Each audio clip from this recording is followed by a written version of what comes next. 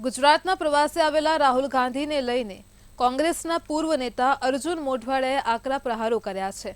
તો ગુજરાતમાં રાજકોટ, મોરબી અને સુરત જેવી ઘટનાઓ બની ત્યારે રાહુલને ગુજરાત આવવાનો સમય કેમ નહોતો મળ્યો? ગુજરાતમાં કોરોના મહામારીમાંથી પસાર થઈ રહ્યું હતું ત્યારે રાહુલ ગાંધીને ગુજરાતની જનતા કેમ યાદ ન આવી? તો ભાજપ સરકારને બદનામ કરવા માટે રાહુલ ગાંધી ગુજરાત આવ્યા હતા। તો સાથે જ બીજી તરફ રાજકોટની ઘટના બાબતે પણ અર્જુન મોઢવાડિયાએ સરકારની પ્રશંસા કરી હતી। ગુજરાત અનેક વખત મુશ્કેલીમાં આવ્યું ત્યારે રાહુલજીને ગુજરાતની જનતાની ખબર પૂછવાનો સમય ન હતો। ગુજરાત કોરોના કાળમાં તકલીફોથી ગુજરી રહ્યું હતું ત્યારે પણ રાહુલજી ગુજરાતમાં ના આવ્યા।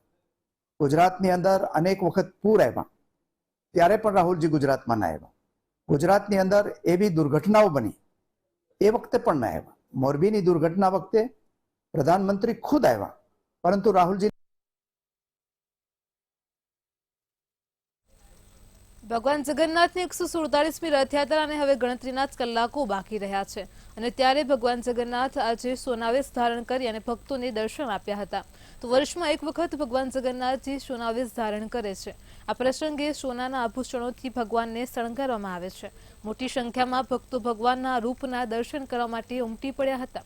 આ સાથે જ ગૃહ રાજ્યમંત્રી હર્ષ સંઘવીએ પણ મંદિરમાં પૂજા કરી હતી અને રથયાત્રાની રૂટનું નિરીક્ષણ પણ કર્યું હતું। તો ડીજીપી, પોલીસ કમિશનર સહિતના લોકોની ઉપસ્થિતિમાં પોલીસ બંદોબસ્તની સમીક્ષા કરવામાં આવી હતી। હર્ષ સંઘવીનું રૂટ પર સ્વાગત પણ કરવામાં આવ્યું હતું। તો મુસ્લિમ આગેવાનોએ પણ હર્ષ સંઘવીનું સ્વાગત કર્યું હતું।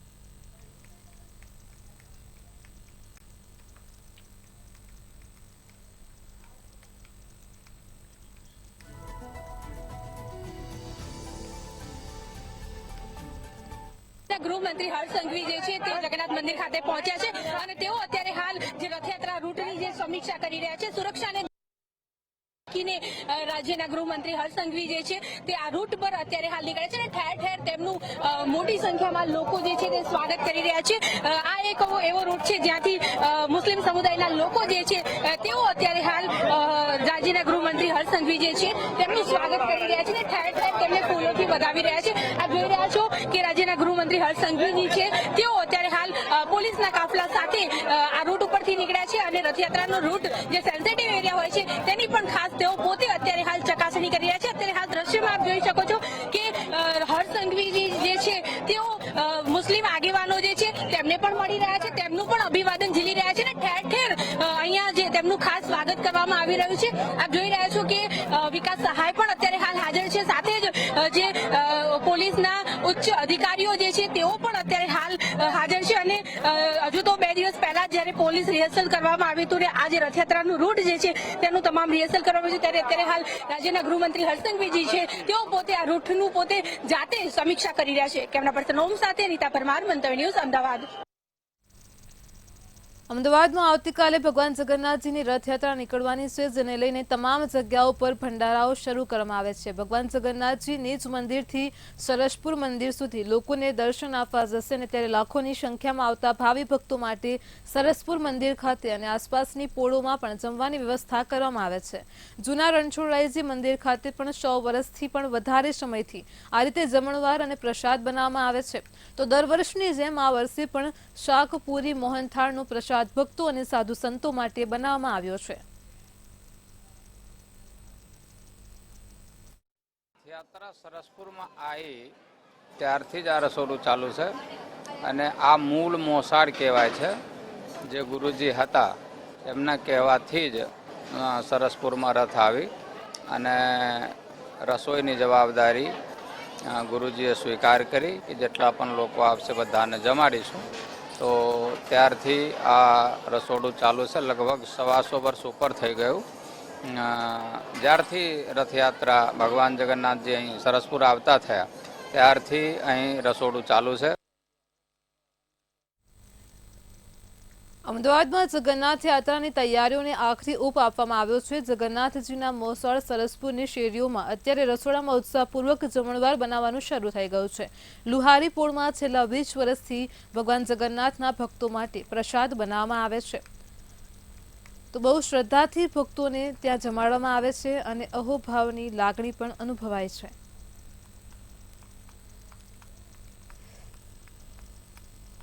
અમારી પોળની અંદર આ અમારા 47 વર્ષનું છે, એટલે 47 વર્ષ જૂનું રસોડું છે અને અમે લગભગ 15,000 હરિભક્તોના પ્રસાદની વ્યવસ્થા કરીએ છીએ, જેની અંદર દર વર્ષની જેમ આ વખતે પણ 1500 કિલો મોહનદાળ, 1000 કિલો બટાકાનું શાક તેમજ 1000 કિલો ઘઉંના લોટની પૂરીની. અમદાવાદ ખાતે ભગવાન જગન્નાથજીનો ચોકલેટનો રથ નીકળ્યો હતો. અમદાવાદના શિલ્પાબેન ભટ્ટ દ્વારા ચોકલેટના 3 રથ અર્પણ કરવામાં આવ્યા છે. તો શિલ્પાબેન ભટ્ટ 5 વર્ષથી ચોકલેટનો રથ બનાવે છે અને અર્પણ કરે છે. આ રથ 15 કિલો ચોકલેટથી અને 5 દિવસની મહેનતથી તૈયાર કરવામાં આવ્યો છે. તો ખાસ કરીને આ વર્ષે પણ આ 3 ચોકલેટના રથ ડાર્ક ચોકલેટ, મિલ્ક ચોકલેટ અને વ્હાઇટ ચોકલેટથી બનાવવામાં આવ્યા છે. વાજતે ગાજતે ભગવાનને ચોકલેટના રથ અર્પણ કરવામાં આવ્યા હતા.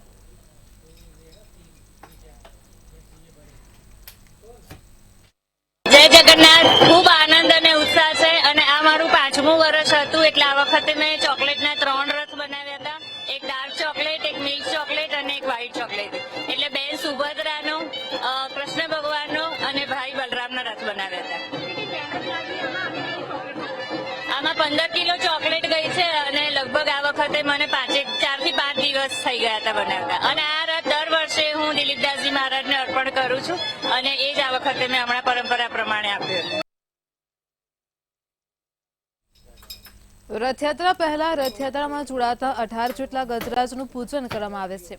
તો ગજરાજને ગણેશજીનું પ્રતીક માનવામાં આવે છે અને કોઈ પણ શુભ કાર્ય કરતા પહેલા ગણેશજીની પૂજા કરવામાં આવે છે.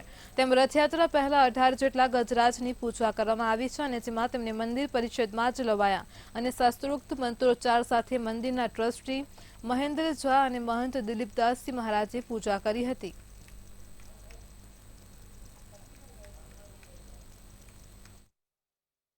ગણેશજીનું પ્રતીક માનવામાં આવે છે અને રથયાત્રામાં ગજરાજ હોય જ છે. આ વખતે રથયાત્રામાં 18 જેટલા ગજરાજ જે જોડાવાના છે તેમની વિશેષ રીતે પૂજા જે છે તે કરવામાં આવી રહી છે. મંદિર પરિષદમાં ગજરાજનું વાજતે ગાજતે આગમન થયું છે અને ત્યારબાદ આપ જોઈ રહ્યા છો કે મંદિરના મહંત શ્રી દિલીપદાસજી મહારાજ તેમજ જો વાત કરવામાં આવે તો મહેન્દ્રભાઈ ઝા જે મંદિરના ટ્રસ્ટી છે તેમના દ્વારા અત્યારે હાલ જે તમામ 18 જેટલા ગજરાજ છે તેમનું વિધિવત રીતે પૂજન અને અર્ચન કરવામાં આવી રહ્યું છે. જોઈ રહ્યા છો ગજરાજને કંકુ ચંદનનો ચાંદલો કરવામાં આવી રહ્યો છે. સાથે જ ગજરાજને અતિ પ્રિય એવા કેળા જે છે તે પણ ધરાવવામાં આવી રહ્યા છે અને ફૂલ ચડાવીને તેમનું અત્યારે હાલ સ્વાગત કરવામાં આવે છે. તમામ જે ગજરાજ છે તેઓને ફૂલોનો હાર પણ પહેરાવવામાં આવ્યો. જો વાત કરવામાં આવે તો દર વખતની જેમ આ વખતે પણ ગજરાજ જે છે તે રથયાત્રાનો ભાગ બનશે અને આ તમામ જે ગજરાજ છે તેમનું વિધિવત રીતે શાસ્ત્રોક્ત મંત્રોચ્ચાર રીતે તેમની પૂજન વિધિ કરવામાં આવી. કેમેરા પર્સન ઓમ સાથે અનિતા પરમાર, મંતવ્ય અમદાવાદ. જૂનાગઢમાં યોજાતા પરબધામના મેળા અને જિલ્લામાં યોજાતી રથયાત્રાને લઈને પોલીસ તંત્ર સજ્જ બન્યું છે. તો જૂનાગઢ જિલ્લામાં રથયાત્રાની શાંતિપૂર્ણ માહોલમાં ઉજવણી થાય તે માટે રથયાત્રા રોડ પર જિલ્લા પોલીસ વડા સહિતના પોલીસ કાફલા દ્વારા ફૂટ પેટ્રોલિંગ કરવામાં આવ્યું હતું.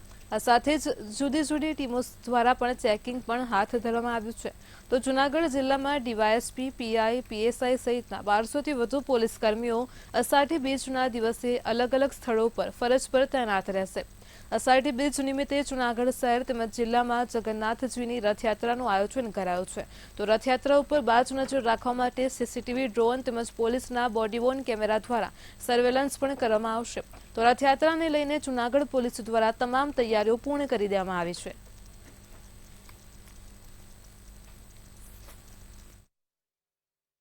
આવતીકાલે અષાઢી બીજ નિમિત્તે જૂનાગઢ શહેરમાં અને જૂનાગઢ જિલ્લામાં માંગરોળ સહિત અન્ય ટાઉનમાં પણ જગન્નાથજીની રથયાત્રા નીકળવાની છે. સમગ્ર જિલ્લામાં આ તમામ પોલીસ તરફથી તૈયારીઓ કરવામાં આવી છે.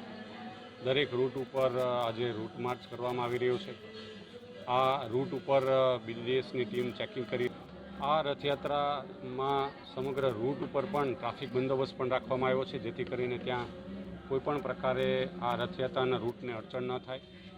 સાથે સાથે અમારી ડ્રોન સાથેની સીસીટીવી કેમેરામાં પણ આ સર્વેલન્સ ચાલી રહ્યું છે.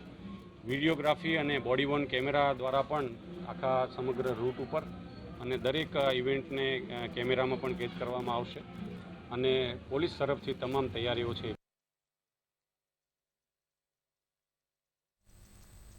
ભગવાન જગન્નાથજીની 147મી રથયાત્રા અને હવે ગણતરીના કલાકો બાકી રહ્યા છે ત્યારે વાસ્તે ગાસ્તે ત્રણેય રથને મંદિર પરિષદમાં આજે લાવવામાં આવ્યા હતા. આ રથના દર્શન તેમજ સ્પર્શ કરવા માટે હજારો ભક્તોની જનમેદની પણ મંદિર ખાતે ઉમટી પડી હતી. આ ત્રણેય રથની ધાર્મિક વિધિથી પૂજા કરવામાં આવી છે તેમજ આરતી પણ ઉતારવામાં આવી છે.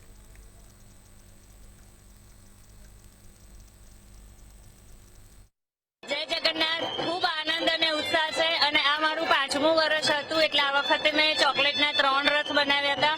એક ડાર્ક ચોકલેટ, એક મિલ્ક ચોકલેટ અને એક વ્હાઈટ ચોકલેટ. એટલે બેન સુભદ્રાનો, કૃષ્ણ ભગવાનનો અને ભાઈ બલરામનો રથ બનાવ્યા હતા.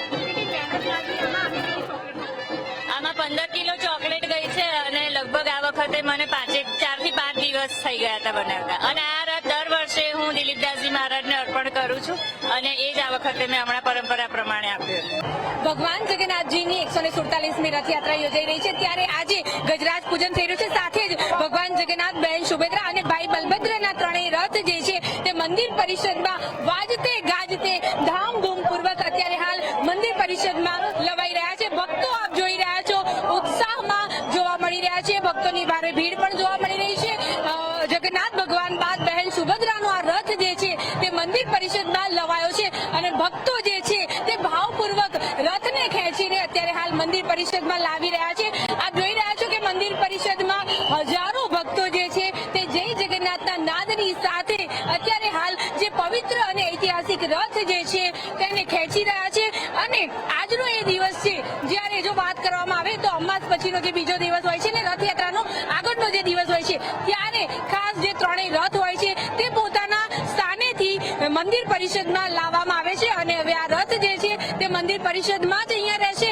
આપ જોઈ રહ્યા છો ભક્તો જે છે તે રથને એક સ્પર્શ કરવા માટે પણ હજારોની સંખ્યામાં ભક્તો જે છે તે ઉમટ્યા છે. એવું કહેવાય છે ભગવાન જગન્નાથના રથનો સ્પર્શ માત્રથી જ ધન્યતા અનુભવાતી હોય છે. તેમનો સ્પર્શ કરવાથી જ કહેવાય છે કે ભગવાનના આશીર્વાદ પ્રાપ્ત થતા હોય છે. ત્યારે વાજતે ગાજતે બેન્ડ નગારાના, ઢોલ નગારાના જે તાલ સાથે અત્યારે હાલ જે ત્રણેય રથ જે છે એને ધીમે ધીમે હવે મંદિર પરિષદમાં લવાઈ રહ્યા છે અને ત્યારબાદ જે 18 જેટલા ગજરાજ જે છે તે આ જે રથયાત્રાનો ભાગ બનવાના છે તેમની પણ વિશેષ પૂજા કરવામાં આવશે. કેમેરા પર્સન ઓમ સાથે અનિતા પરમાર, મંતવ્ય ન્યૂઝ, અમદાવાદ. જામનગરના વાયુનગરમાં રહેતા ધારાભાઈ મસુરા નામનો યુવક વાડીથી પરત ઘરે ફરી રહ્યો હતો. તે દરમિયાન રસ્તામાં ભૂંડ આડે ઉતરતા જ બાઇક વીજપોલ સાથે અથડાઈ હતી, જેમાં ધારાભાઈને માથાના ભાગે ગંભીર ઈજાઓ થતાં તેમનું ઘટના સ્થળે જ મોત નીપજ્યું હતું. જ્યારે બેડી મરીન પોલીસે મૃતદેહનો કબજો મેળવીને જીજી હોસ્પિટલમાં પોસ્ટમોર્ટમ કરાવી મૃતદેહને પરિવારજનોને સુપરત કર્યો હતો.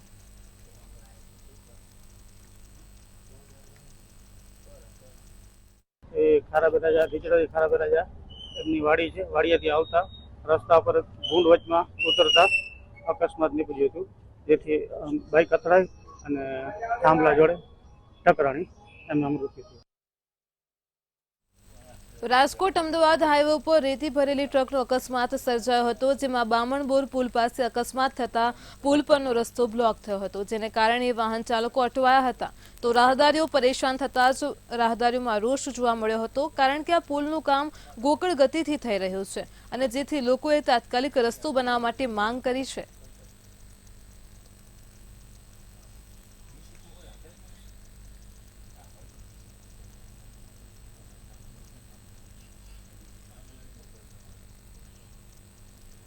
દેશના વડાપ્રધાન નરેન્દ્ર મોદીએ સહકાર મંત્રાલય બનાવ્યું છે અને ત્યારે સહકારી ક્ષેત્રને બળ સાથે પ્રોત્સાહન મળશે અને તે માટે દેશની ગ્રામ પંચાયતનું સંકલન પણ કરવામાં આવી રહ્યું છે.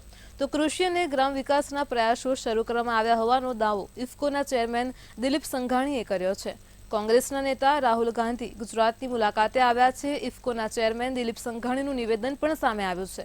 નિવેદન આપતા તેમણે જણાવ્યું હતું કે રાહુલ ગાંધીની માનસિકતા દેશ વિરોધી આતંકવાદી જેવી છે અને એટલે જ તેમણે હિન્દુત્વ ઉપર હુમલો કરીને પોતાની માનસિકતા છતી કરી હોવાનો આક્ષેપ કર્યો છે. આજે મને અમિતભાઈએ દેશભરમાં 2 લાખ ગ્રામ પંચાયતોમાં સહકારી સંસ્થાઓ નથી, એ બધી ભાજપની હોય એવું નથી. એને 2 લાખ નવી સોસાયટીઓ બનાવવાની વાત કરી છે. એમાં રાજકીય પક્ષને, ભાજપને સોસાયટી બનાવી, અન્ય પક્ષને નહીં, એવો કોઈ ઉલ્લેખ નથી. સૌને સાથે લઈને કામગીરી કરવા માટેની અમિતભાઈ જે વાત કરી છે, મને મોદી સાહેબે સૌનો સાથ સૌનો વિકાસની જે વાત કરી છે એ સહકારીનું માધ્યમ છે. વડોદરામાં કલેક્ટર બિજલ શાહને હાઈકોર્ટે ખખડાવ્યા હતા. કલેક્ટર હાઈકોર્ટના આદેશને ઘોડીને પી ગયા અને યેન કેન પ્રકારે અરજદારની અરજી નામંજૂર કરી દીધી હતી. વાત જાણે એમ છે કે 2018માં જીવરાજભાઈ તુરખિયાએ બિનખેતીની મંજૂરી માટે એનએની અરજી કરી હતી, જેને કલેક્ટરે 2 વખત નામંજૂર કરી હતી. ત્યારે હાઈકોર્ટે યોગ્ય નિર્ણય સાથે કોર્ટમાં રૂબરૂ હાજર થાઓ, અન્યથા કોર્ટ તમારી વિરુદ્ધમાં ચાર્જ ફ્રેમ કરશે તે પ્રકારનું આકરું વલણ અપનાવ્યું હતું. સાથે જ ગાંધીનગર જવું પડે તો જાઓ, જે કરવું પડે તે કરો, પરંતુ કોર્ટને જવાબ આપવા પડશે તેવું પણ જણાવ્યું હતું.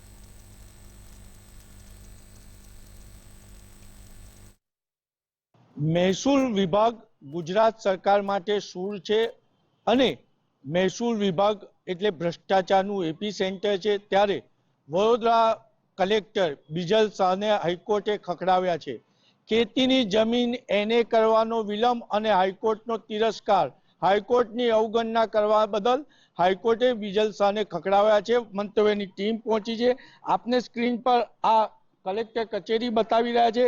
ખેડૂતોની ખેતીની જમીન બિનખેતી માટે એને કરવામાં વિલંબ અને ગુજરાત હાઈકોર્ટના અંગેના સિંગલ જજના હુકમોનો અદાલતી તિરસ્કારના મામલે બિજલ શાહને ખખડાવવામાં આવ્યા છે. ખેડૂત અરજદારે દાખલ કરેલી પિટિશનની સુનાવણીમાં ખંડપીઠે સામાન્ય માણસોને યેન કેન પ્રકારે હેરાન કરવાના કલેક્ટર અને કલેક્ટોરેટ ઓથોરિટીના વલણને લઈ અને નારાજગી વ્યક્ત કરી છે. હાઈકોર્ટે કલેક્ટરનો ઉઘોડો લઈ અને ચેતવણી આપી છે કે આ કેસમાં તમારે રાતોરાત ગાંધીનગર જવું પડે કે જે કરવું પડે તેમ હોય તે કરો.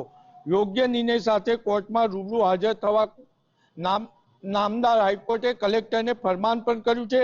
સરકારના સચિવે રાતોરાત વડોદરા કલેક્ટર સહિતના સત્તાધીશોની બેઠક બોલાવી અને તાત્કાલિક નિર્ણય લઈ કોર્ટમાં રજૂ કરવાની ફરજ પડી છે. ત્યારે વડોદરાના ખેડૂત અરજદાર જીવરાજભાઈ તુરખિયા વર્ષ 2018થી બિનખેતી માટે એને અરજી કરી હતી અને કલેક્ટર કચેરી તરફથી તેમને ધક્કા ખવડાવવામાં આવતા હતા અને ભ્રષ્ટાચારની મોટી માંગ કરવામાં આવી હોય તેવી પણ માહિતી મળી રહી છે. ત્યારે વડોદરા કલેક્ટર બિજલ શાહ, જેને સિનિયર ધારાસભ્ય યોગેશ પટેલે પણ કાગળ લખવો પડ્યો હતો, પરંતુ હાલ સિનિયર ધારાસભ્ય યોગેશ પટેલ ચૂપ છે અને હાઈકોર્ટે બિજલ શાહને ખખડાવ્યા છે. કારણ બિન ખેડૂતને ખેડૂતનો પરવાનો આપવો તેમજ બિન ખેતીની જમીનને માં તબદીલ કરવા માટે વિલંબ કરવો. કેમેરામેન કેતન શિંદે સાથે નિલેશ બ્રહ્મભટ્ટ, મંતવ્ય ન્યૂઝ, વડોદરા. રાજકોટમાં ટીઆરપી ગેમ ઝોનના અગ્નિકાંડ મામલે ઝડપેલ ટીપીઓ સાગઠિયાને લઈને મોટો ખુલાસો થયો છે. સાગઠિયાએ ભ્રષ્ટાચાર કરીને કરોડો રૂપિયાની સંપત્તિ ભેગી કરી છે. ત્યારે એક બાદ એક સાગઠિયાને લઈને ખુલાસાઓ થઈ રહ્યા છે. ફરી એકવાર એસીબી તપાસમાં સાગઠિયાને લઈને ખુલાસો થયો છે. સાગઠિયાએ પોલીસ નિવેદનમાં કહ્યું હતું કે લાંચના પૈસાથી સોનું ખરીદ્યાની કબૂલાત કરી હતી. ત્યારે સોનું રોકડથી ખરીદ્યું હોવાનો ઘટસ્ફોટ થયો છે.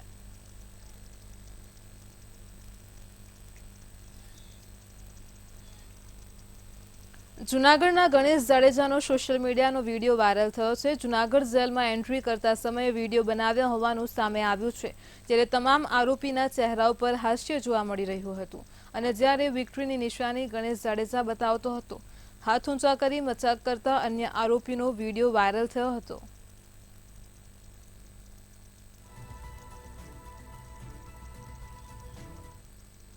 જૂનાગઢ શહેર એનએસયુઆઈ પ્રમુખ અને દલિત યુવાન સંજય સોલંકીનું થોડા સમય પહેલા જ ગોંડલના ધારાસભ્યના પુત્ર ગણેશ જાડેજાને મળતિયાઓએ અપહરણ કરીને તેને મારવાના કેસમાં ગણેશ જાડેજા સહિત 10 શખ્સોની ધરપકડ કરવામાં આવી છે. તો આગામી તારીખ 8ના રોજ વિસાવદર તાલુકાના મોટી મોણપરી ખાતે અનુસૂચિત સમાજનું વિશાળ સંમેલન યોજાઈ રહ્યું છે. આ સાથે ગાંધીનગર જવા માટેનું પણ આયોજન આ સંમેલનમાં કરવામાં આવશે. તો ગીતાબા જાડેજાનું રાજીનામું અને જયરાજસિંહ સામે 120B કલમ હેઠળ ધરપકડ કરવામાં આવે તેવી માંગણી પણ કરાશે. જો આ માંગણી સંતોષવામાં નહીં આવે તો અનુસૂચિત સમાજના સોલંકી પરિવારના 150થી વધુ લોકો એ મુસ્લિમ ધર્મ અંગીકાર કરશે તેવી ચીમકી પણ આપવામાં આવી છે.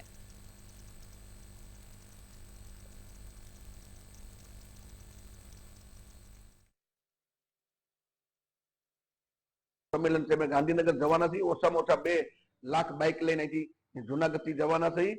અને જે 5000 SC/ST સમાજ ઉપર છેલ્લા 24 કે 25 વર્ષમાં ભારતીય જનતા પાર્ટીની સરકાર હોય અને અત્યાચાર થઈ છે, તે અત્યાચારને લઈ અમે મુખ્યમંત્રી અને રાજ્યપાલને આવેદનપત્ર આપશું અને કમલમ ખાતે એના ગુજરાત પ્રદેશ પ્રમુખને પણ અમે આવેદન આપશું અને ગીતાબાનું રાજીનામું અને જયરાજસિંહની 120B નીચે ધરપકડ થાય એવી માંગ સાથે. અને અમારી માંગ જો નહીં સંતોષાય તો અમે અમારો આખો પરિવાર જે સોલંકી પરિવારના 150 કે 250 પરિવાર છે, અમે સામૂહિક ઇસ્લામ ધર્મ અંગીકાર કરશું.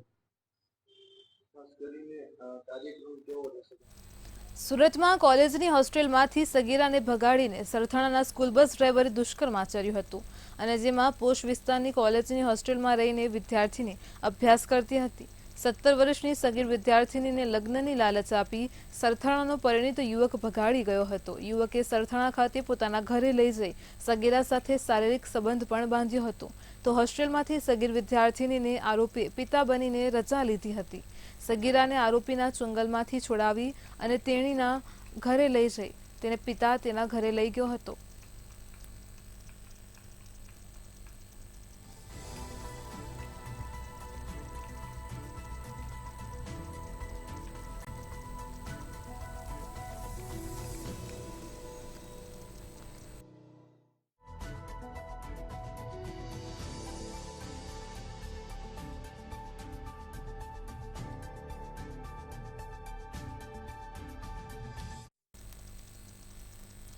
જામનગરમાં વ્યાજખોરો પર લગામ લગાવવાના પ્રયાસ કરવામાં આવી રહ્યા છે. ત્યારે વ્યાજખોરીનું દૂષણ હટાવવા માટે પોલીસ મથકમાં લોક દરબારનું આયોજન કરવામાં આવ્યું હતું.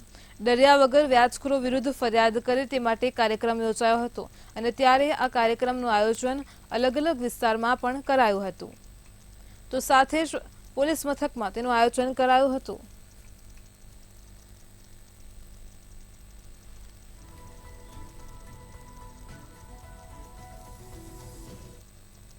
જૂનાગઢમાં સખી મંડળની સફાઈકર્મી મહિલાઓએ હંગામો મચાવ્યો હતો. મહાનગરપાલિકા કચેરીમાં હોબાળો કરવામાં આવ્યો હતો. આઉટસોર્સિંગ મહિલાઓએ ફરિયાદ કરી હતી. ફિક્સ કર્મચારી તરીકે લેવા માટે મહિલાઓ દ્વારા માંગણી કરવામાં આવી છે. સાથે જ 1000 રૂપિયા એજન્સી કપાત કરતી હોવાનો પણ આક્ષેપ કરવામાં આવ્યો હતો. તો આ સાથે 300 જેટલી મહિલાઓ હડતાળ પર ઉતરી આવી હતી.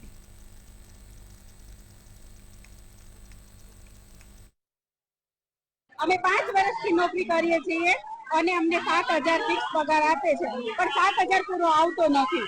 અમને 6 આવે, 5.5 આવે અને અમે કોરોના કાળથી અમે નોકરી કરીએ છીએ તો અમારી કોઈ માંગ નથી પૂરી કરતા. કોરોનામાં બધા ઘરે બેસી ગયા હતા, પણ અમે વાળવા નીકળતા હતા અને આખું જૂનાગઢ અમે સાફ કરતા હતા. અને મારું એક્સિડન્ટ થયું છે હમણાં 15 દિવસથી, કોઈ પણ ધ્યાન દેતા નથી. હું 15 દિવસથી ઘરે છું તો તમારી હાજરી પૂરી નહીં કે કાંઈ નહીં. ચેમ્બરમાં ગયા હતા અને અમને એમ કીધું કે તમારો ઉદ્યોગ છે, તમારું કઈ થાય નહીં, અમે તમને કઈ અમે કઈ ઓર્ડર બોર્ડર કેવું કઈ આપી ના કે એમને એવો જવાબ આપ્યો. તમે કેમાં કામ કરો છો? સખી મંડળમાં કામ કરીએ, સફાઈ કામદાર.